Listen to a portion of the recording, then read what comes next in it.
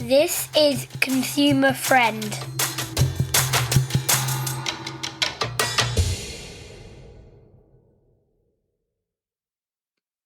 Hello and welcome to the Consumer Friend podcast with me, Adam Carter, and Louise Baxter. Hi, Lou. Hi, Ad. How are you? Great, thanks.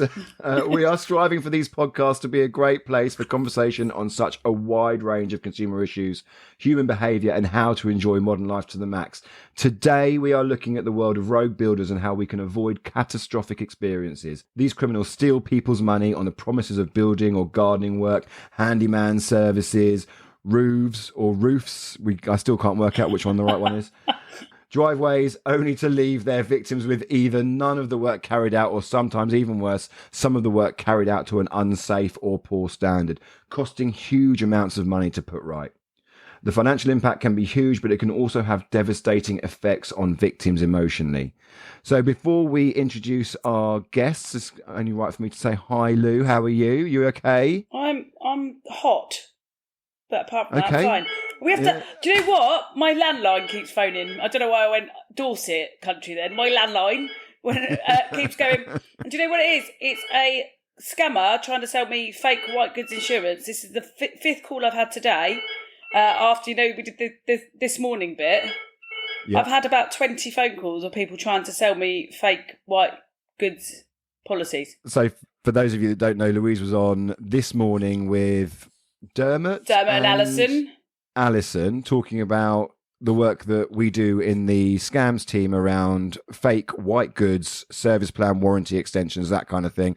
And ever since that's happened, she's starting to get bombarded by these phone calls, which is kind of a bit. Maybe they've targeted you because of your TV experience. Yeah, they're after you.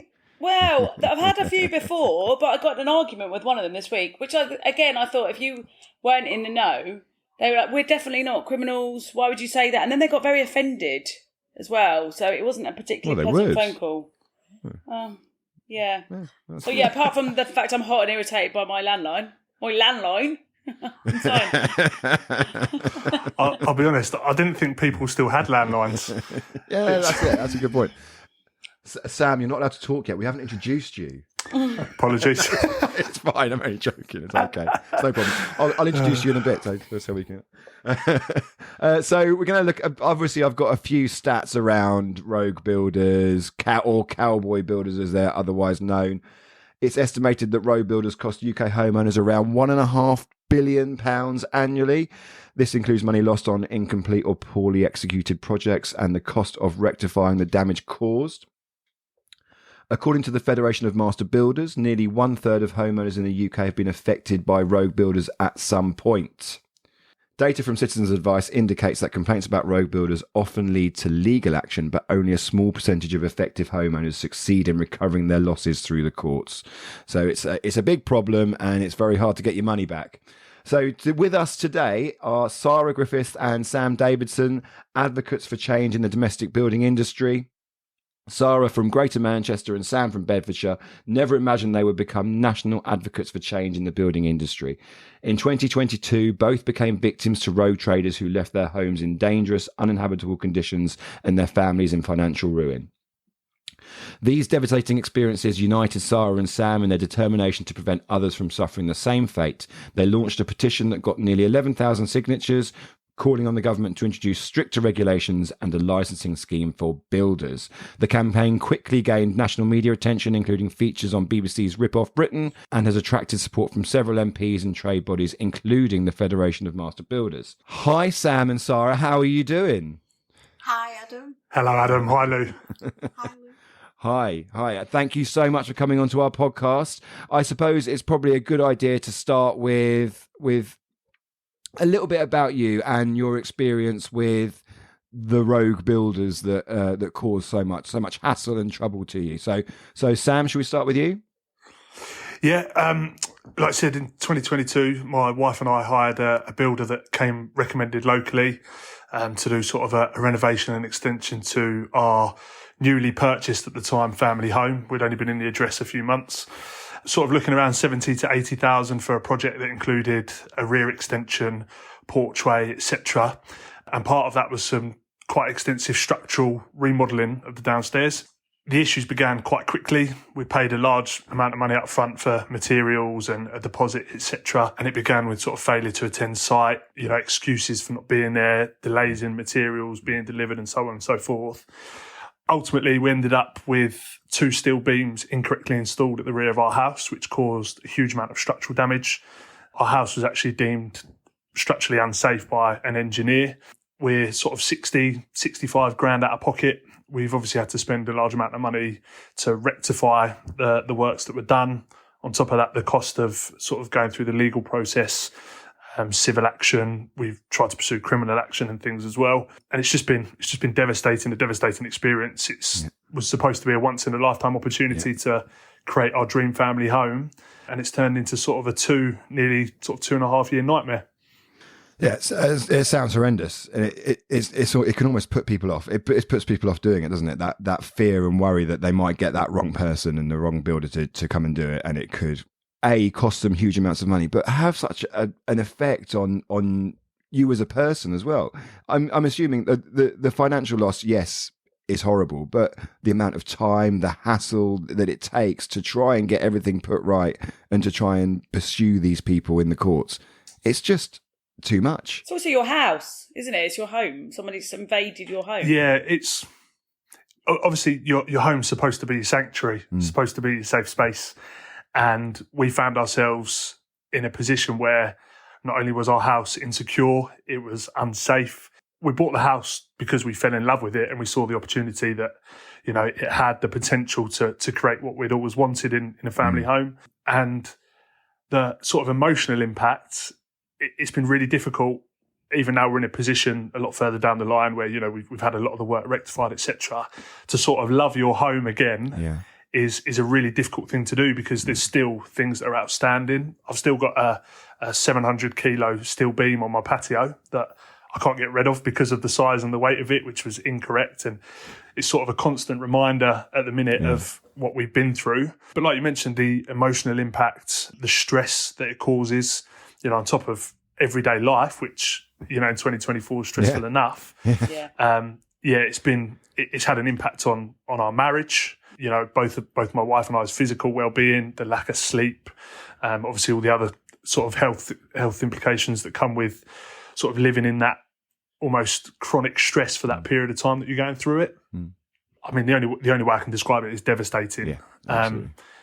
And hence the fact, obviously, Sara and I sort of became friends through our mutual experience. And, I'm a police officer, have been for over a decade. I thought the system was fit for purpose. And what I found having been through this and all the processes and things that I followed is that it's not.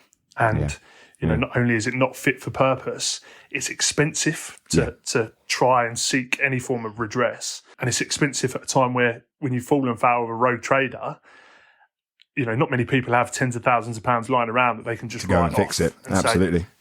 Exactly that. Yeah, no, legal fees, court fees. I think before we get on to those bits, maybe we can hear from Sara around her experience with the.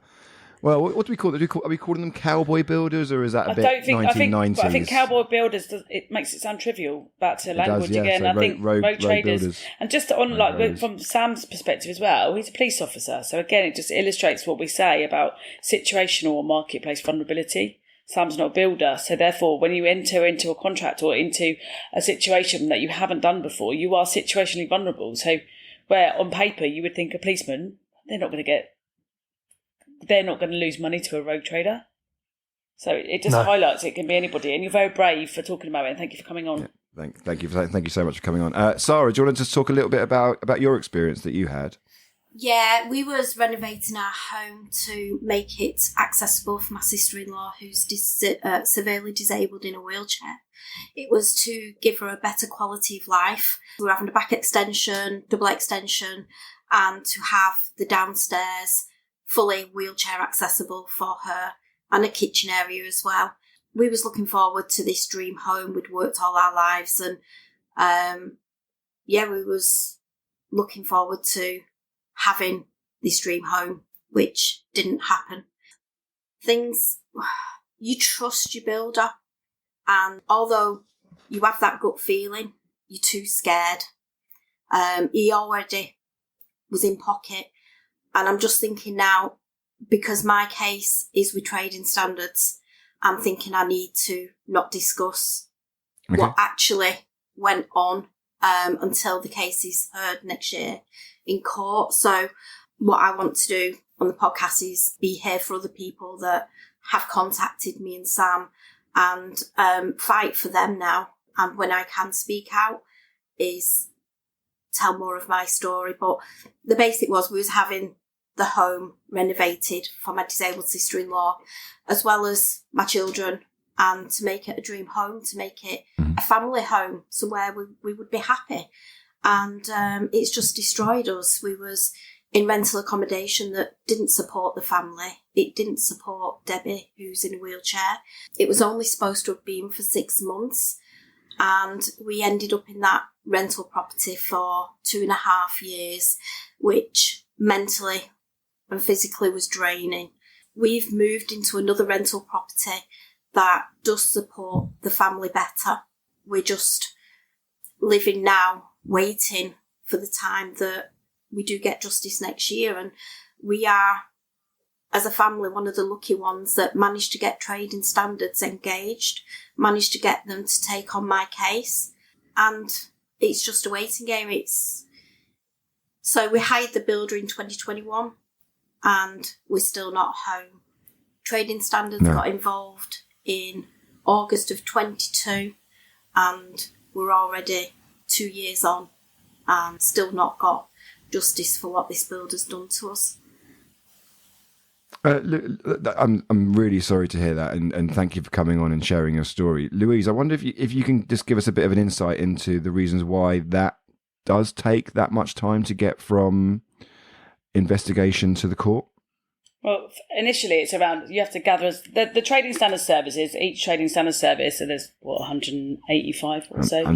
90, something like that. 195, I think. 95, perfect, right, excellent. But they tend to split up and get back together and all that do. kind of stuff. Like teenagers.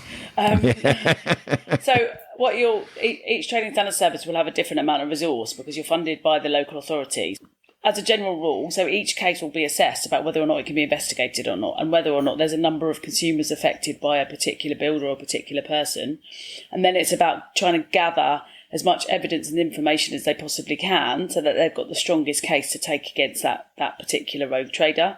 Without knowing the details of all of the stuff and the investigation, what it'd be gathering all of that evidence, then put it forward to get your legal team to then put the strongest case forward to the judge or to the jury, depending on where it's heard. And then obviously we've got there's a massive issue with the courts being horrendously backed up at the moment.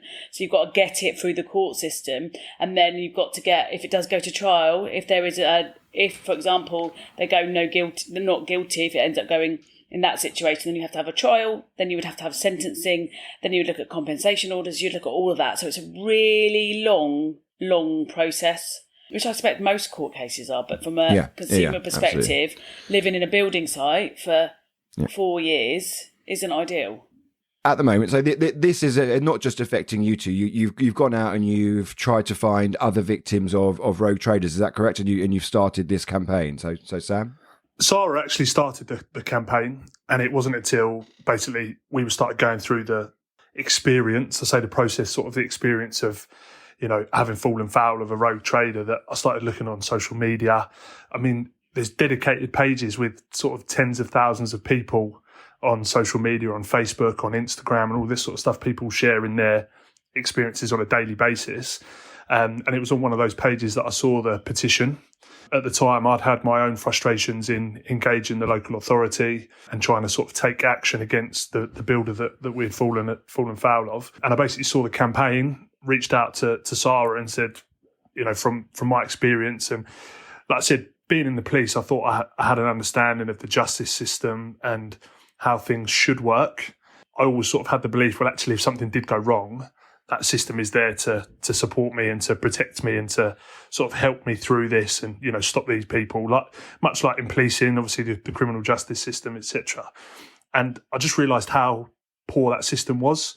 And obviously seeing Sara, her campaign, again, with her own frustrations in trying to seek redress and justice, it's just something I wanted to get behind because I believe in right and wrong. And I don't want anybody else to go through what we as a family, and, obviously I've spoken to Sara in huge amount of detail about her issues as well, and many, many others.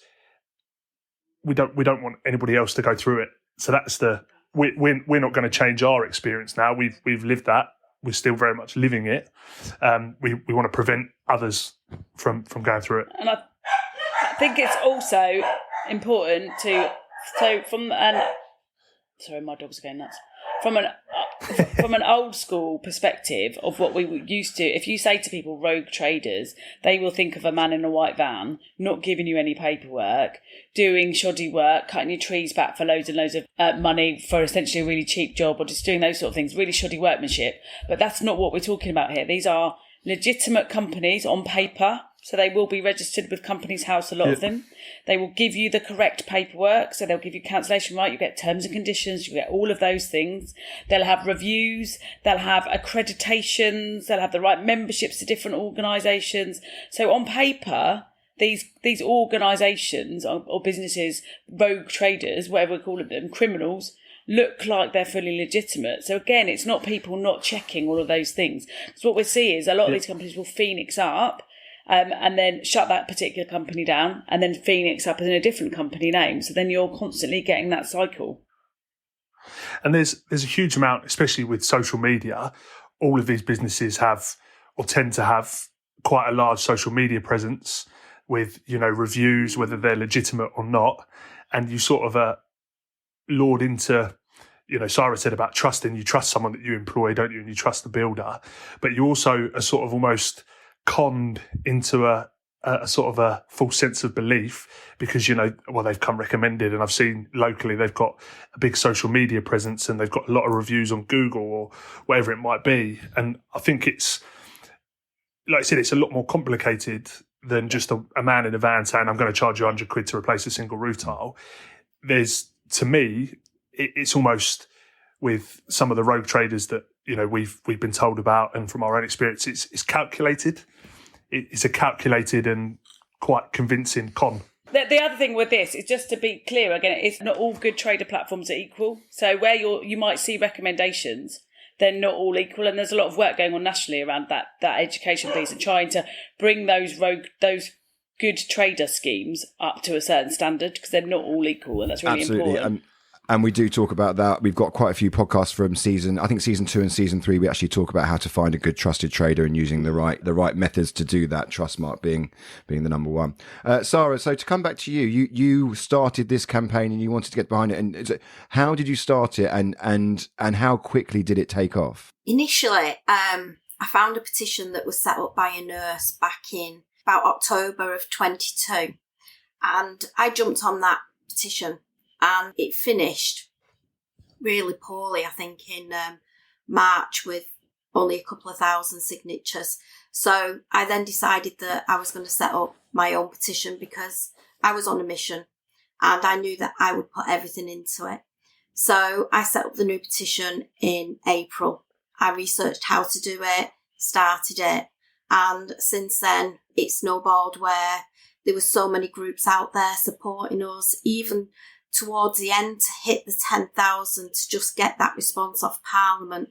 People were coming together on Facebook and sharing, and it was amazing what some of them were doing, and we don't know how they did it, but would I be right, Sam, that person behind the scenes, he was amazing, weren't he, getting everyone involved. And but I did do some videos. I went on the buses, I went in queues, where else? I went to festivals, just amazing.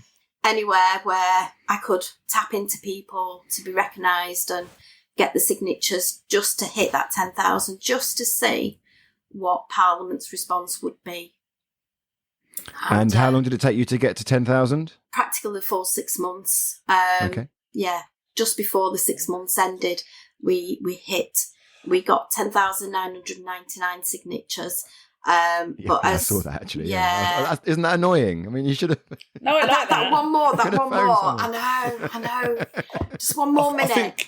I think had we have had another 3 or 6 months, I think the difficulty was sort of trying to harness that initial interest and getting people to listen. And it was, only through sort of other victims that would then go, well, actually, there's this petition, and, you know, their friends and family, having seen what they've lived through, their lived experiences, were then sharing it, and it started to snowball towards the end. I think it was quite difficult initially because ultimately it's one of those things, I guess they say ignorance is bliss. If you've never been through it, you're never going to fully understand and comprehend just how damaging it is. So I think had we have had another 6 months, we probably would have got double, even if not more. Even more. So at the moment, anyone can understrate. At the moment, did you just make a word up? I have just made a word. At the moment, anyone can undertake any construction, any building work without a license, without demonstrating a minimum level of competence. Yes, they can be signed up to badges and accreditations and trader platforms, but it doesn't necessarily mean that they're qualified to do what they do. Well, it depends what they're doing. So gas, you have to be registered, don't you? Electricians, you have to be. Building work, not so much. Yeah. But that's the sort of bit that I guess, when you delve into it is a little bit mind-blowing. I could pick up a brick and say to, Mrs. Miggins down the road, I'm a bricklayer. I couldn't pick up a scalpel and go and pretend to be a surgeon, or I couldn't pick up I couldn't go and rewire someone's house without that accreditation. And I think that's where there's a huge gap. But we have, but we have this issue in lots of places that are under-regulated. But I was having this conversation this week about counsellors. You don't have to be accredited. I can call myself a counsellor. I can call myself a personal trainer if I want to as well. And again, these are people that are dealing with your mind or your body. So again, there's loads of sectors that are unregulated, but this one it seems to be slightly regulated, but not, which is where the difficulty comes with some of it. So, Sara, what would regulation bring? What would licensing actually bring to the industry? It'd bring competency. Probably, you wouldn't have these road builders then. They'd have to prove that they're competent. And this is where I struggle. This is where Sam comes in. I can do all the talk, but when it comes to the words that you need, Sam always comes in.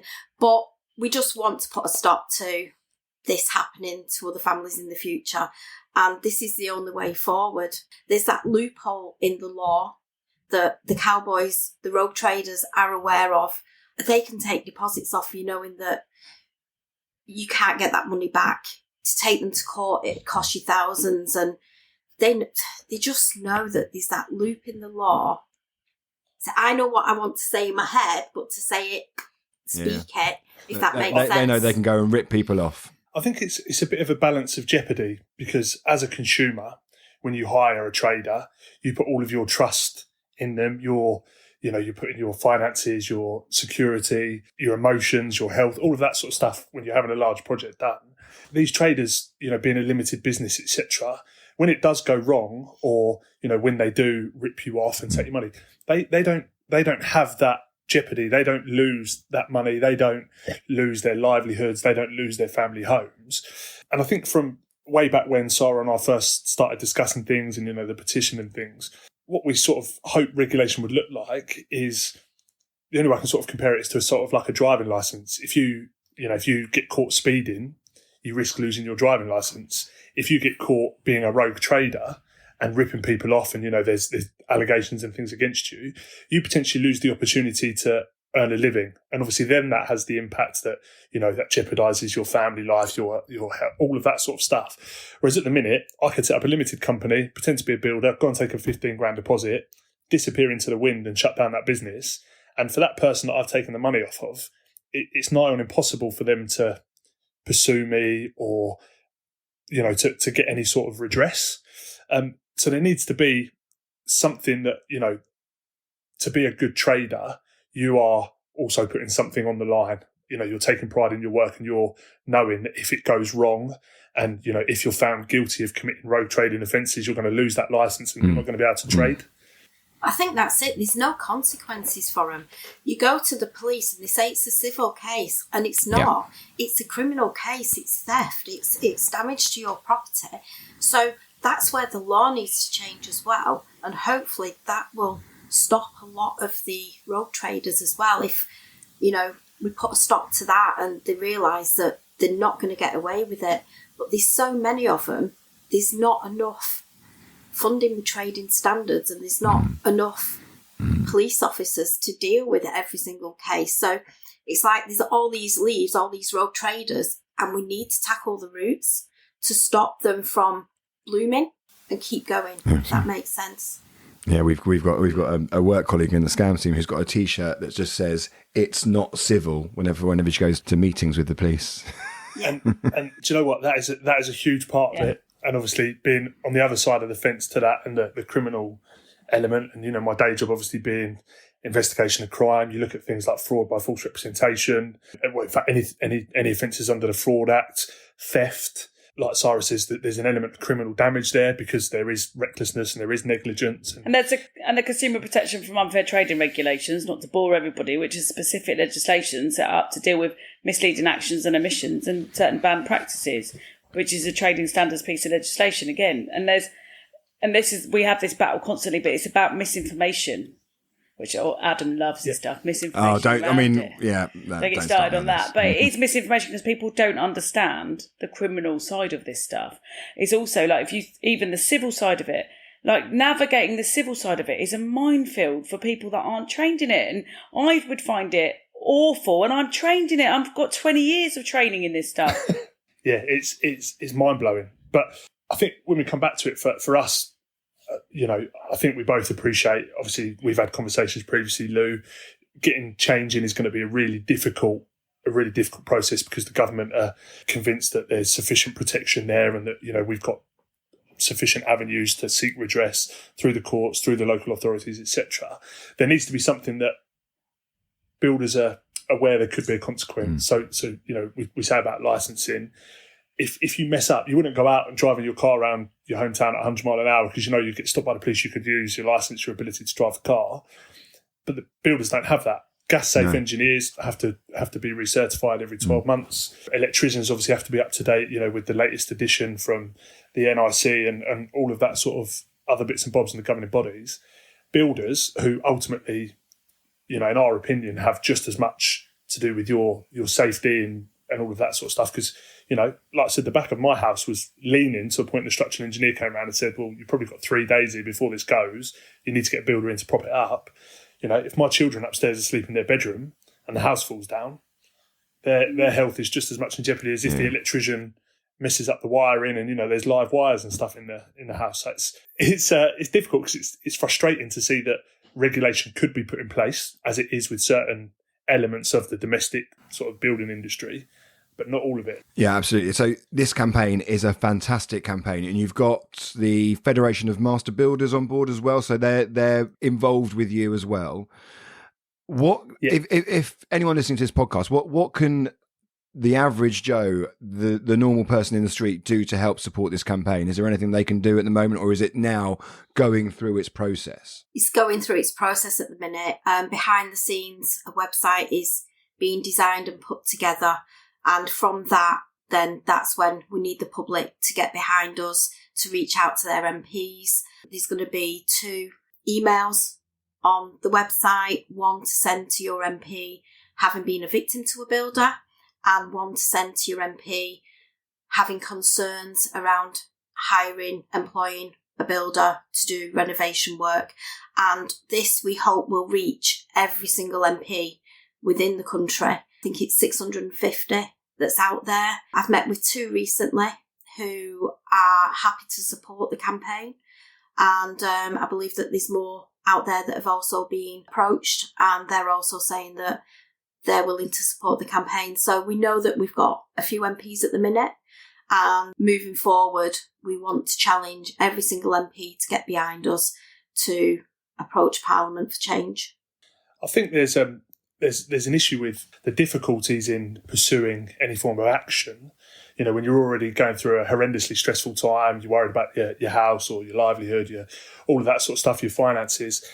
I don't think that the scale of the problem is truly known, because I think so many people are massively deterred from seeking civil action. Reporting. Because, solicitor costs £500 an hour to, write letters before action and all of that sort of stuff. So I think alongside what Sara said, we're focusing on trying to educate and, before hiring a trader, these are the things you need to consider.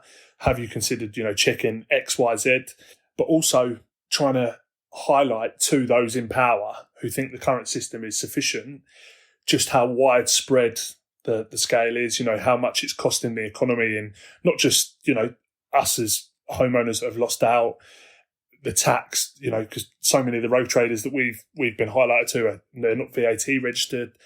The builder that I had openly bragged to my wife and I after we'd had issues with him that he's never paid a cent in income tax, and all of this sort of stuff.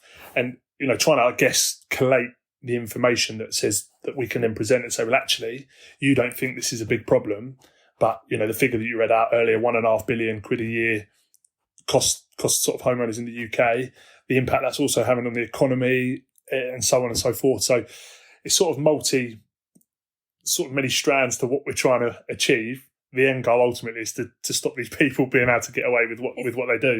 If you think about as well, there's an opportunity as well at the moment with the Labour Party, and the fact obviously we've got a new government, and the fact there's a real driver around green energy and making people's houses more energy efficient. So we're going to be in a position where there's going to be lots of people trying to. We haven't got enough skilled workforce in that space as it is. So there's going to be lots of people going into that workforce, and there's an opportunity to tag this on with a Labour government to get their interest, and get support to get, whether it's code approval. We've had this debate whether it's licensing or code approval or whatever it is in relation to getting more regulation in to ensure that people that are working in consumers' homes, and if we started with green energy and tag it onto that, so that people that have to have a certain standard of approval or accreditation or whatever that looks like, and offer that additional protection to consumers, because there's huge amounts of marketplace vulnerability, especially with green energy as well. There really is.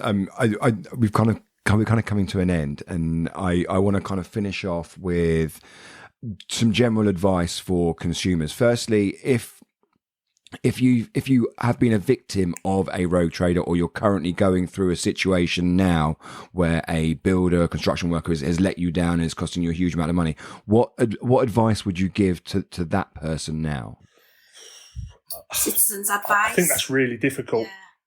Citizens' advice. It's a really difficult. Every situation's different. But even then, and even then, Sara and I sort of followed slightly different paths in terms of, where we wanted to be. Like you and Lewis said, trading standards across the country are very different in terms of their resource and their capability.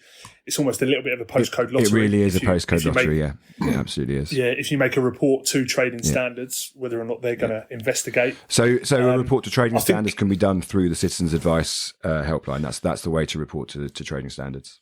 Yeah, and if you get no joy with that, contact your local MP, get them on board, get them to contact your local council offices to ask trading standards to engage. Just want to caveat that trading standards do want to investigate this stuff. It's just they haven't got the resources to do it.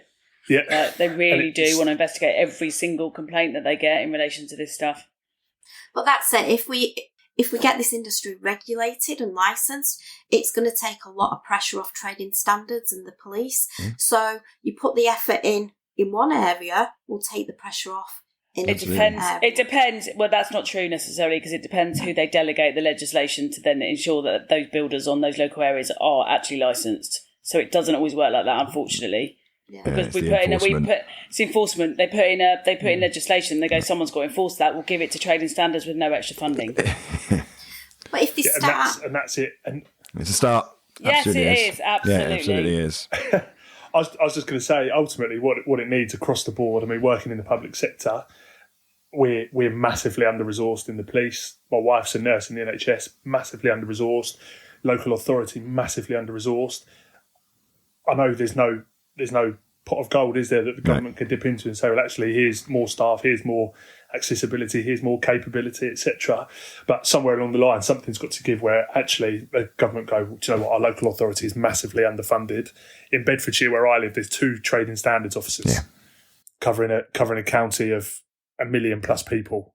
There are a lot of cases behind the scenes that, because it's taking time, it's, there's a lot due to come out. Once they realise that people are making a stand to them, then maybe that will have an effect on rogue traders, because there's more publicity and there's more people being taken to court. Yeah, I know of a few cases behind the scenes, and it's just going through the process at the minute. And, hopefully once more come to light, then that might deter some of the rogue traders. I doubt it though, because it's a very affluent economy, isn't it? We're a wealthy nation with always looking to improve our homes as well, wanting to having that status. Okay, so if I was someone who was looking to do some construction work in my home, what would be the best way of finding that right trader? And I know we have discussed this on previous podcasts. So what would be the best way of finding it? For me, it would just be research. Ask to see previous projects. Ask for things that you don't think about because you sort of get caught up in the excitement of, we're going to have a new kitchen or we're going to have a new bathroom and all that sort of stuff. Do a bit more digging, look into their company history, look into their potential sort of personal history. Social media is obviously massively influential at the minute, both positive and negative. I just don't think, in terms of before hiring someone, in terms of sort of educating yourself on the process, I just don't think there's enough you can do because, for me and for Sara, it's been such a huge learning curve. All of these things that in hindsight we've discovered that we could have checked, or, there's things out there and, you can go to consumer bodies and all that sort of stuff. Just research, meet with them, ask to see previous clients, all of that sort of stuff. Just check and double check. It's a huge amount of money you're going to spend. Make sure you spend it wisely. Absolutely. Sara and Sam, thank you so much for coming on to our podcast. Louise, I'm gonna wrap it up there unless you want to add anything. No, I just want to say it's these sort of real. We can talk about this stuff all we want, and I can talk about our own personal experiences. But this is the sort of stories that brings it to life, so that people can actually start to realise how affected people are by this stuff. So really appreciate you being on. Yeah, thank you so much. And when the website is up and running, please pass it on to us, and we can put information out on our social media around that. Licensing builders, it feels like it's an obvious thing to do. It increases consumer protection, it increases professionalism, it increases safety, all these kind of things. There are so many benefits to it, aren't there, that it really does seem like a no-brainer. Sam, Sara, thank you so much for coming onto the podcast. As ever, Consumer Friend is here with all the podcasts. We're at www.consumerfriend.org.uk. Please like, subscribe, and share. Sam, thank you very much. Thank you very much for having us. Sara, thank you very much. Thank you for having me. Thank you. Thank you. And Louise, see you later. Bye-bye. Bye. This is Consumer Friend.